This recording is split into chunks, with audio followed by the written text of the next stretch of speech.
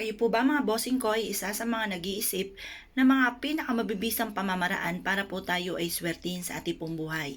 Ito po ay ugaliin ninyo na gawin po ito kahit isang dahon lang po ng laurel na ilalagay nyo po dito po sa ating pong timban tubig. Pwede nyo rin itong lagyan ng konting asin upang sa ganon kayo po ay hindi po malasin. Ang asin ay isa sa mga pinakamabisang pamamaraan para po tayo ay swertihin. Pangalis po yan ng mga kamalasan. At ang dahon ng laurel naman ay pangkalahatan po.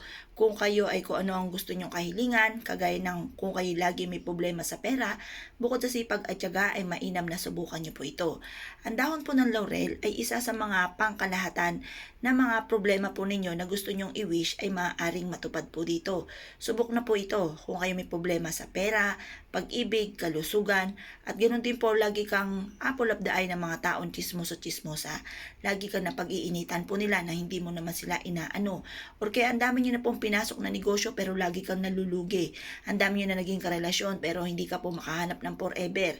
Kayo po ay may problema sa inyo pong mga anak. Or kaya lagi na lamang po kayong may karamdaman. Or isa sa miyembro ng inyong pamilya ay lagi may sakit. Mainam na subukan nyo po ito. Makakatulong po ito upang sa ganon maalis ko naman yung mga problema nyo pinagdadaanan sa kasalukuyan.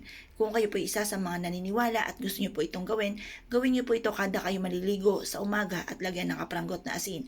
Pagkatapos nyo po maligo, humarap po kayo sa may silangan at manalangin ng taimtim at i-claim nyo na po ang swerte. Ugaliin nyo po ito at ito po ay isa sa mga pinaka-powerful na pamamaraan para po tayo swertihin sa ating pong buhay. Kaya kung kayo po naniniwala, ay siya ay good luck po sa inyong lahat.